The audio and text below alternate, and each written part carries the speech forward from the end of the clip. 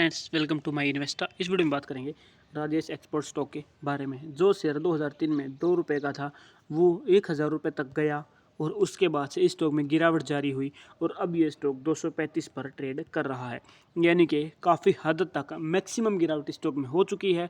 70% तक ये स्टॉक गिर चुका है। तो क्या अब इसमें एंट्री लेने का सही समय है? क्या इसमें अब प्रॉफिट बनाया जा सकता है? काफ़ी इंपॉर्टेंट सवाल है, इस वीडियो में डिस्कस करेंगे। तो जैसे कि आप देख सकते हैं कि 2015 के बाद से ही इस स्टॉक ने एक उछाल लिया। ये स्टॉक प्राइस 2015 में 150 रुपये के आसपास ट्रेड कर रहा था। उसके बाद उछाल लिया और लगभग 800 रुपये से लेकर 900 तक ये स्टॉक चला गया। उसके बाद ये इसी रेंज में रहा, गिरावट आई, फिर से इसी रेंज में रहा। मंथली टाइम फ्रेम के अकॉर्डिंग यहाँ पर ये कैंडल है और ये 2016 से लेकर 2023 तक का टाइम हमारे सामने है। यानी कि इस टाइम फ्रेम में इस रेंज में प्राइस मूव करता रहा 400 रुपये से लेकर 1000 रुपये के बीच में। उसके बाद ये स्टॉक में गिरावट थी और ये यहाँ पर अभी पहुँच चुका है। इस रेड डॉट में आप देखोगे तो मंथली टाइम फ्रेम के अकॉर्डिंग ये अपनी इस डिमांड जोन पर आ चुका है। ठीक है, मंथली टाइम फ्रेम काफ़ी बड़ा टाइम फ्रेम होता है। ठीक है, इसको हम बहुत ही लॉन्ग टर्म के यानी कि 5 साल 10 साल के इन्वेस्ट करने के पर्पज से ही इस टाइम फ्रेम को हम यूज़ करते हैं। अदरवाइज वीकली टाइम फ्रेम आप 6 महीने से 8 महीने के तक आप यूज़ कर सकते हैं। अब आप देखोगे तो क्या इस स्टॉक में अब एंट्री लेना सही है? तो अगर आप एक फ्रेश एंट्री लेना चाहते हैं तो इस टाइम पर आप इसमें डिसीजन ले सकते हैं। उसके बाद भी अगर इस स्टॉक में गिरावट रहेगी तो आप एवरेजिंग का स्टॉक में सोच सकते हैं।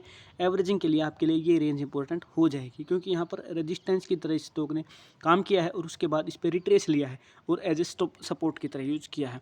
यानी कि अगर इस रेंज को मार्क किया जाए तो ये रेंज हमारी हो जाती है 149 से 160।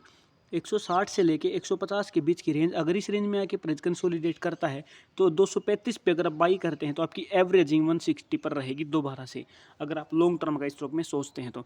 अदरवाइज यहाँ पर ये स्टॉक अब दोबारा से ऊपर जाने की संभावनाएं हमें यहाँ पर इसमें दिख रही हैं, क्योंकि यहाँ पर इस जगह पर इंस्टीट्यूशंस की काफ़ी ऑर्डर पेंडिंग है तो वो अब यहाँ पर फुलफिल होंगे और प्राइस यहाँ से ऊपर चला जाएगा।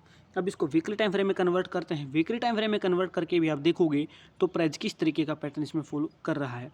प्राइस इस रेंज के अंदर मूव कर रहा है। ठीक है, इस रेंज में अब इसको यहाँ से अगर ऊपर जाता है, ऊपर की तरफ ब्रेकआउट देता है, जैसा कि मैंने आपको बताया कि प्राइस इस रेंज में आ गया है और यहाँ पर पहले भी इस रेंज में आगे कंसोलिडेट किया है प्राइस ने और एक बहुत बड़ा उछाल यहाँ पर दिया है। सेम रेंज, काफ़ी इंपॉर्टेंट रेंज, यहाँ पर प्राइस दोबारा पहुँच गया है। अगर कहें तो ये स्टॉक अपने 52 वीक के लो पर ट्रेड कर रहा है। अगर आप इसमें अभी बाइंग करते हैं तो जैसा कि मैंने जो इंपॉर्टेंट रेंज बताई वही आपकी एवरेजिंग की रहेंगी अगर आप इसमें एंट्री लेते हैं तो।